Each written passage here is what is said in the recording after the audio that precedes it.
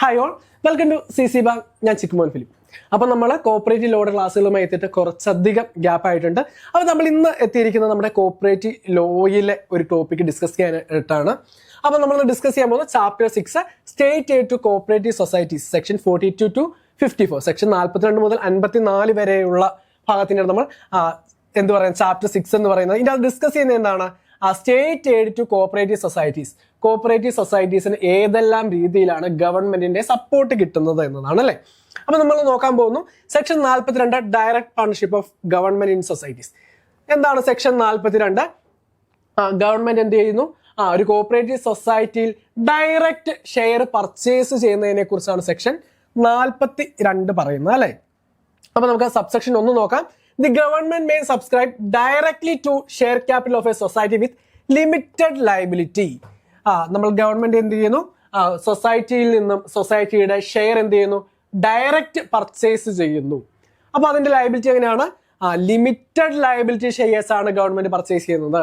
അപ്പൊ നമുക്ക് ഗവൺമെന്റ് എങ്ങനെയൊക്കെ എന്ത് ചെയ്യാൻ പറ്റും? ഷെയർ സബ്സ്ക്രൈബ് ചെയ്യാൻ പറ്റും. ഒന്ന് നേരിട്ട് ചെയ്യാം, അത് നമ്മൾ ഡയറക്റ്റ് പാർട്ണർഷിപ്പ് എന്ന് പറയും. ഗവൺമെന്റിന് എന്ത് ചെയ്യാം? ഇൻഡയറക്റ്റ് ആയിട്ടും എന്ത് ചെയ്യാനായിട്ട് പറ്റും? ഷെയർ പർച്ചേസ് ചെയ്യാനായിട്ട് പറ്റും. അതെങ്ങനെയാണ് നമ്മൾ ക്ലാസ്സിൽ പറയുന്നതാണ്. അപ്പൊ അതിന് നമ്മൾ എന്താ പറയുക? ഇൻഡയറക്റ്റ് പാർട്ണർഷിപ്പ് ഓഫ് ഗവൺമെന്റ് എന്ന് പറയൂലേ. അപ്പൊ ഇനി സബ്സെക്ഷൻ 2 നോക്കാം. Notwithstanding any agreement to the contrary, the government shall not be entitled to a dividend on the share of any such society at a rate higher than that of which is such dividend is payable to any other shareholder of this society. എന്താണ് പറയുന്നത്? എന്തൊക്കെ പറഞ്ഞാലും government നേരിട്ട് share മേടിച്ചിട്ടുണ്ടെന്നൊക്കെ പറഞ്ഞാൽ പോലും ആ ഒരു സൊസൈറ്റിയിലെ ബാക്കി ഷെയർ ഹോൾഡേഴ്സിന് എത്രയാണോ ഡിവിഡൻഡ് കിട്ടുന്നത് അതിനേക്കാൾ കൂടിയ ഒരു റേറ്റിൽ ഡിവിഡൻഡ് എന്ത് കിട്ടില്ല? ഗവൺമെന്റിന് കിട്ടത്തില്ല. അതായത് നമ്മുടെ സൊസൈറ്റിയിലെ ബാക്കിയുള്ള ഷെയർ ഹോൾഡേഴ്സിന് എത്രയാണോ ഡിവിഡൻഡ് കിട്ടുന്നത് അത് മാത്രമാണ് ഗവൺമെന്റിനും കിട്ടുക. ഇനി ഗവൺമെന്റ് ആണ് വലിയ പുള്ളിയാണ് എന്നും പറഞ്ഞുകൊണ്ട് ഗവൺമെന്റിന് കൂടുതൽ എന്ത് കിട്ടില്ല? ഡിവിഡൻഡ് ഒന്നും കിട്ടില്ല എന്ന് പറയുന്നത് എവിടെയാണ്? സബ്സെക്ഷൻ 2 അകത്താണ്. സെക്ഷൻ 42 സബ്സെക്ഷൻ 1 അകത്ത് എന്ത് പറയുന്നു? ലിമിറ്റഡ് ലയബിലിറ്റി ഷെയർസ് ആണ് ഗവൺമെന്റ് ഡയറക്റ്റ് പർച്ചേസ് ചെയ്യുന്നതെന്ന് സബ്സെക്ഷൻ 1 പറയുന്നു. സബ്സെക്ഷൻ 2 അകത്ത് എന്ത് പറയുന്നു? അതിന്റെ മേടിച്ച ഷെയറിന് ഡിവിഡൻഡ് കിട്ടുന്നത് സാധാരണ ഷെയർ ഹോൾഡേഴ്സിന് എത്രയാണോ കിട്ടുന്നത് അത്ര തന്നെ കിട്ടുള്ളൂ, അതിനേക്കാൾ കൂടുതൽ കിട്ടത്തില്ല എന്ന് പറയുന്നു. ഇനി section 43 indirect partnership of government in society. സൊസൈറ്റീസിൽ ഗവൺമെന്റ് എന്ത് ചെയ്യുന്നു? ഇൻഡയറക്റ്റ് ആയിട്ട് ഷെയർ പർച്ചേസ് ചെയ്യുന്നു. എങ്ങനെയാ നോക്കാം. The government may provide money to a society for the purchase of shares in other societies with limited liability. Section 43 പ്രകാരം government എന്ത് ചെയ്യുന്നു? മറ്റു സൊസൈറ്റീസിന് ഫണ്ട് കൊടുത്തിട്ട് ആ സൊസൈറ്റീസ് വഴി എന്ത് ചെയ്യുന്നു? വേറെ സൊസൈറ്റീസിന്റെ ഷെയർ പർച്ചേസ് ചെയ്യുന്നു.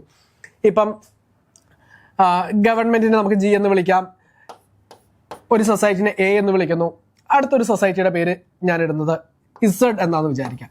ഗവൺമെന്റ് എന്ത് ചെയ്യാം? ഒന്നെങ്കിൽ ഗവൺമെന്റ് ഇസഡിന്റെ ഷെയർ നേരിട്ട് പർച്ചേസ് ചെയ്യാം, അതിന് നമ്മൾ എന്ത് പറയും? ഡയറക്റ്റ് പാർട്ണർഷിപ്പ് എന്ന് പറയും. ഗവൺമെന്റ് എന്ത് ചെയ്യുന്നു? ഈ A എന്ന സൊസൈറ്റിയുടെ പൈസ കൊടുത്തിട്ട് ഗവൺമെന്റ് എന്ത് ചെയ്യുന്നു? Z എന്ന സൊസൈറ്റിയുടെ ഷെയർ മേടിക്കുന്നു, അതിന് നമ്മൾ ഇൻഡയറക്റ്റ് പാർട്ണർഷിപ്പ് എന്ന് പറയുന്നു. ഇനി ഈ A എന്ന സൊസൈറ്റിക്ക് എന്ത് ചെയ്യാനായിട്ട് പറ്റും? B എന്നൊരു സൊസൈറ്റിനെ വെച്ചിട്ട് ഈ ബിനെ കൊണ്ട് എന്ത് ചെയ്യാം? ഇസഡിന്റെ ഷെയർ മേടിക്കാം. അതും എന്താണ്? ഇൻഡയറക്റ്റ് പാർട്ണർഷിപ്പ് ആണ് അല്ലെ. അപ്പൊ ഇതിനെ കുറിച്ച് നമുക്ക് ഡീറ്റെയിൽ ആയിട്ട് നോക്കാം. എങ്ങനെയാണ്? ഒന്ന് പറയുന്നത് section 44 PSPF, principal state partnership fund. എന്താണ് PSPF എന്ന് നോക്കാം. സബ്സെക്ഷൻ 1 പറയുന്നു an apex society which is provided with money by the government under section 43 shall with such money establish a fund to be called the principal state partnership fund. എന്താണ് പറയുന്നത്? നമ്മൾ ആദ്യം പറഞ്ഞൊരു case, government എന്ത് ചെയ്യുന്നു? ഗവൺമെന്റിനെ ഞാൻ G എന്ന് വിളിക്കുന്നു, അപ്പെക്സിനെ ഞാൻ A എന്ന് പറയുന്നു. അടുത്ത നമ്മുടെ ഒരു സൊസൈറ്റി ഇവിടെ Z എന്നൊരു സൊസൈറ്റി ഉണ്ട് കേട്ടോ. ഗവൺമെന്റ് എന്ത് ചെയ്യാണ്? സെക്ഷൻ 43 പ്രകാരം അപ്പെക്സ് സൊസൈറ്റിയുടെ കയ്യിലോട്ട് കുറച്ച് പൈസ കൊടുക്കും. ആ പൈസ വെച്ചിട്ട് ഈ അപ്പെക്സ് സൊസൈറ്റി എന്ത് ചെയ്യും? ഒരു ഫണ്ട് ക്രിയേറ്റ് ചെയ്യും. ആ ഫണ്ടിനെ പറയുന്ന പേരാണ് PSPF. ഓക്കെ, എന്നിട്ട് എന്ത് ചെയ്യും? ഈ PSPF-ൽ നിന്നും ഈ അപ്പെക്സ് സൊസൈറ്റി എന്ത് ചെയ്യും? Z എന്ന സൊസൈറ്റിയുടെ ഷെയർ പർച്ചേസ് ചെയ്യും. അത് എങ്ങനത്തെ ഷെയർ ആണ്? വിത്ത് ലിമിറ്റഡ് ലയബിലിറ്റി ഷെയർസ് ആണ് പർച്ചേസ് ചെയ്യുന്നത്. ഇനി an apex society shall utilize the principal state partnership fund for the purpose of ഈ ഒരു PSPF നിന്നും ഫണ്ട് ഉപയോഗിക്കാൻ പറ്റുന്നത് ഏതൊക്കെ കാര്യങ്ങൾക്കാണ്? ഒന്ന് എന്ത് ചെയ്യാനായിട്ട് പറ്റും? അപ്പെക്സ് സൊസൈറ്റിക്ക് എന്ത് ചെയ്യാം? നേരിട്ട് ഈ ഇസഡ് എന്ന സൊസൈറ്റിയുടെ ഷെയർ പർച്ചേസ് ചെയ്യാം. അല്ല എങ്കിൽ എന്ത് ചെയ്യാനായിട്ട് പറ്റും? Providing money to a central society to enable that society to purchase share in the society with limited liability hereafter in this chapter referred to as primary societies. ഈ ഒരു ബി എന്താണ് പറയുന്നത്? ഈ ഒരു അപ്പെക്സ് സൊസൈറ്റിക്ക് എന്ത് ചെയ്യാം? സെൻട്രൽ സൊസൈറ്റിക്ക് പൈസ കൊടുക്കാം. സെൻട്രൽ സൊസൈറ്റി എന്നിട്ട് എന്ത് ചെയ്യും? ഇസഡ് എന്ന് പറയുന്ന നമ്മുടെ പ്രൈമറി സൊസൈറ്റീസ് ആണ്. ഈ പ്രൈമറി സൊസൈറ്റീസിന്റെ ഷെയർ പർച്ചേസ് ചെയ്യാം. ഇനി making payment to the government in accordance with the provision of the chapter and for no other purpose. നമുക്ക് 3 കാര്യങ്ങൾക്ക് വേണ്ടിയിട്ടാണ് ഈ ഒരു PSPF നിന്ന് ഫണ്ട് ഉപയോഗിക്കാനായിട്ട് പറ്റുക. ഏതൊക്കെയാണ്? ഒന്ന്, ഈ ഒരു അപ്പെക്സ് സൊസൈറ്റിക്ക് എന്ത് ചെയ്യാം? നമുക്ക് അപ്പെക്സ് സൊസൈറ്റിക്ക് എന്ത് ചെയ്യാം? PSPF നിന്നും പ്രൈമറി സൊസൈറ്റിന്റെ ഷെയർ മേടിക്കാം. അല്ല എങ്കിൽ എന്ത് ചെയ്യണം? അപ്പെക്സ് സൊസൈറ്റി സെൻട്രൽ സൊസൈറ്റിക്ക് പൈസ കൊടുത്തിട്ട് സെൻട്രൽ സൊസൈറ്റി വഴി എന്ത് ചെയ്യാം? പ്രൈമറി സൊസൈറ്റിയുടെ ഷെയർ പർച്ചേസ് ചെയ്യാം.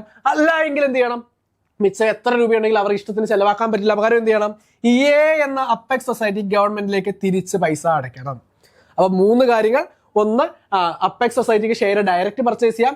2 എന്ന് പറയുന്നത് എന്താണ്? അപ്പെക്സ് സൊസൈറ്റീസിന് സെൻട്രൽ സൊസൈറ്റി വഴി പ്രൈമറി സൊസൈറ്റിയുടെ ഷെയർ പർച്ചേസ് ചെയ്യാം. 3, ഇതിനൊന്നും ഉപയോഗിച്ചില്ല എങ്കിൽ എന്ത് ചെയ്യാം? നേരെ തിരിച്ച് ഗവൺമെന്റിന് കൊടുക്കുക. ഇനി അടുത്തതാണ് നമുക്ക് നോക്കാനുള്ളത് section 45 subsidiary state partnership fund. ഈ ഒരു ഫണ്ട് മെയിൻറ്റെയിൻ ചെയ്യുന്നത് ആരാണ്? നമ്മളിവിടെ സി എന്ന് പറഞ്ഞ സെൻട്രൽ സൊസൈറ്റിയാണ്. നമ്മൾ ആദ്യം പറഞ്ഞു ഗവൺമെന്റ് അപ്പെക്സിന്റെ കയ്യിൽ എന്ത് കൊടുത്തു? കുറച്ച് ഫണ്ട് കൊടുത്തു. അത് വെച്ചിട്ട് എന്ത് ചെയ്തു? അപ്പെക്സ് സൊസൈറ്റി PSPF എന്ന് പറഞ്ഞ ഫണ്ട് മെയിൻറ്റെയിൻ ചെയ്യുന്നു. അതിൽ നിന്നും ഒരു കുറച്ച് പൈസ എന്ത് ചെയ്യും? അപ്പെക്സ് സൊസൈറ്റി സെൻട്രൽ സൊസൈറ്റിക്ക് നൽകുകയാണ്. എന്തിനു വേണ്ടിയിട്ടാണ്? ഏതെങ്കിലും ഒരു പ്രൈമറി സൊസൈറ്റിയുടെ, അല്ലെങ്കിൽ ഏതെങ്കിലും അല്ല സ്പെസിഫൈ ചെയ്ത് പറയും, ഒരു പ്രൈമറി സൊസൈറ്റിയുടെ ഷെയർ മേടിക്കാനായിട്ട്. അപ്പൊ ഇങ്ങനെ ഈ ഫണ്ട് കിട്ടിക്കഴിയുമ്പോൾ സെൻട്രൽ സൊസൈറ്റി എന്ത് ചെയ്യും? ആ ഫണ്ട് വെച്ചിട്ട്, ആ കിട്ടിയ പൈസ വെച്ചിട്ട് ക്രിയേറ്റ് ചെയ്യുന്ന ഫണ്ടിനെയാണ് സബ്സിഡറി സ്റ്റേറ്റ് പാർട്ണർഷിപ്പ് ഫണ്ട് എന്ന് പറയുക.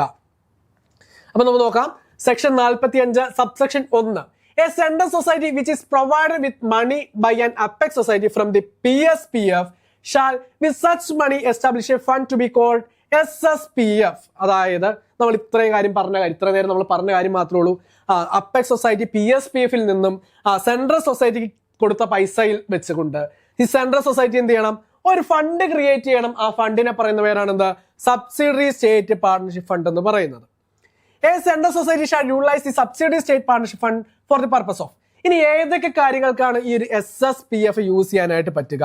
ഒന്നാമത് പറയുന്നു purchasing share in primary societies. എന്ത് ചെയ്യാം? ഈ SSPF നിന്നും എന്ത് ചെയ്യാനായിട്ട് പറ്റും?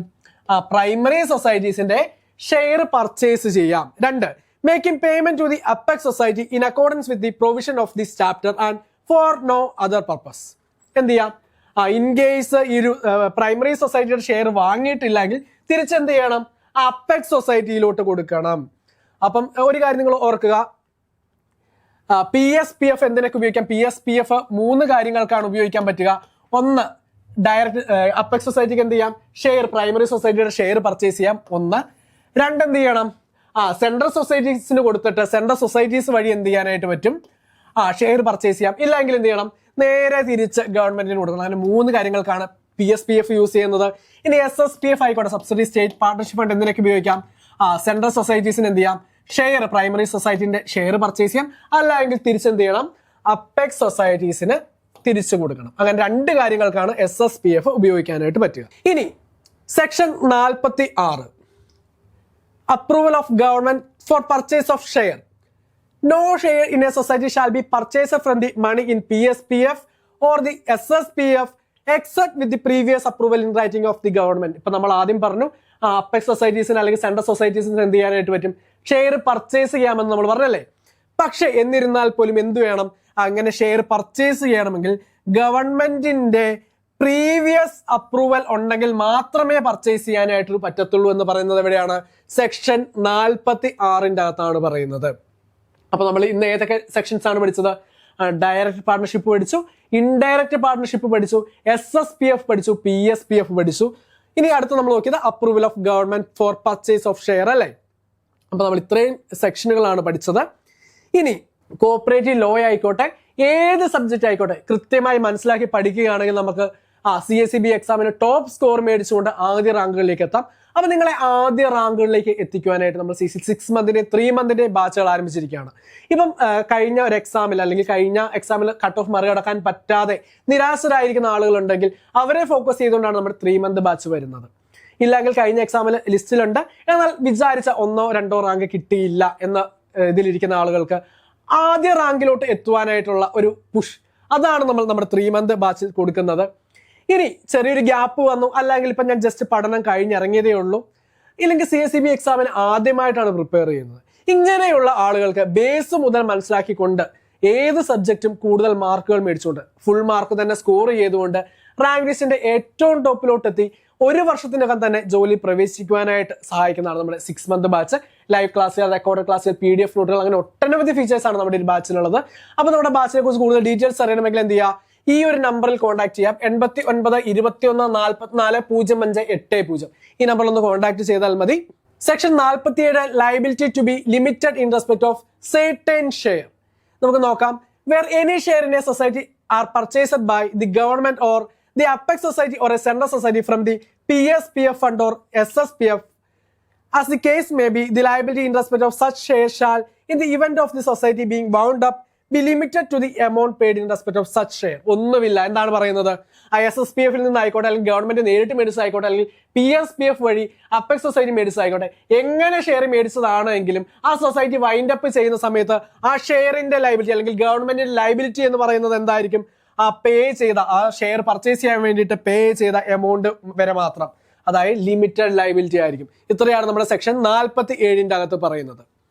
ഇനി സെക്ഷൻ 48 നമുക്ക് നോക്കാം. Restriction on amount of dividend. നമ്മൾ ഏറ്റവും ആദ്യമേ തന്നെ പറഞ്ഞൊരു കാര്യമായിരുന്നു അല്ലെ. An apex society which has purchased a share in other society from the money in the PSPF and a center society which has purchased a share in primary society from the money in the subsidiary state partnership fund shall be entitled only to such dividend on the said share as is declared by the society concerned and is payable to other shareholders of the art society. ഒന്നുമില്ല. എന്താണ്? എങ്ങനെ മേടിച്ചതാണെങ്കിലും, PSPF നിന്ന് മേടിച്ചതാണെങ്കിലും SSPF നിന്നും share മേടിച്ചിട്ടുള്ളതാണെങ്കിൽ പോലും, എങ്ങനെ മേടിച്ചിട്ടുള്ള share ആണെങ്കിൽ പോലും dividend എങ്ങനെയായിരിക്കും? ആ കോപ്പറേറ്റീവ് സൊസൈറ്റിയിലെ ആ പ്രൈമറി സൊസൈറ്റിയിലെ ബാക്കിയുള്ള മെമ്പേഴ്സിന് എത്രയാണോ ഡിവിഡൻഡ് കിട്ടുന്നത് അത്ര മാത്രമേ കിട്ടത്തുള്ളൂ, അല്ലാതെ കൂടുതൽ ഒരു പ്രിവിലേജും കിട്ടത്തില്ല എന്ന് പറയുന്നത് എവിടെയാണ്? സെക്ഷൻ 48 അകത്താണ് restriction on amount of dividend. അപ്പൊ ഇത്രയും കാര്യങ്ങളാണ് നമ്മുടെ ഇന്നത്തെ ഒരു ക്ലാസ് ഡിസ്കസ് ചെയ്തത്. എവിടെ നിന്നാണ് നമ്മൾ തുടങ്ങിയത്? നമ്മൾ ആദ്യം പറഞ്ഞത് ഏതായിരുന്നു? Direct partnership of government, indirect partnership of government, PSPF, SSPF, അങ്ങനെ നമ്മൾ ഒരു സർട്ടൻ സെക്ഷൻസ് നമ്മൾ കംപ്ലീറ്റ് ചെയ്തിട്ടുണ്ട്. അപ്പൊ ഇതുപോലുള്ള യൂസ്ഫുൾ വീഡിയോസ് നമ്മുടെ ചാനൽ നിങ്ങളൊന്ന് ഫോളോ ചെയ്തേക്കുക. അതുപോലെ നിങ്ങളുടെ കൂട്ടുകാർക്ക് കൂടി നമ്മുടെ ഈ ചാനൽ ഒന്ന് ഷെയർ ചെയ്ത് കൊടുത്തിരിക്കുക. അതുപോലെ നമ്മുടെ ഇൻസ്റ്റാഗ്രാം ചാനൽ ഫോളോ ചെയ്യാത്തവരുണ്ടെങ്കിൽ നമ്മുടെ ചാനലിലെ ലിങ്ക് കൂടി നമ്മൾ എന്ത് ചെയ്തിരിക്കാം, കമന്റ് ബോക്സിൽ പിൻ ചെയ്തിരിക്കാം. അതുപോലെ നമ്മുടെ സ്റ്റഡി ഗ്രൂപ്പിന്റെ ലിങ്ക് കൂടി നമ്മൾ കൊടുത്തിരിക്കാം. ആ സ്റ്റഡി ഗ്രൂപ്പിൽ കൂടി നിങ്ങളൊന്ന് ജോയിൻ ചെയ്തേക്കുക. അപ്പൊ ഇതുപോലുള്ള യൂസ്ഫുൾ വീഡിയോസുമായിട്ട് നമുക്ക് വീണ്ടും കാണാം. താങ്ക്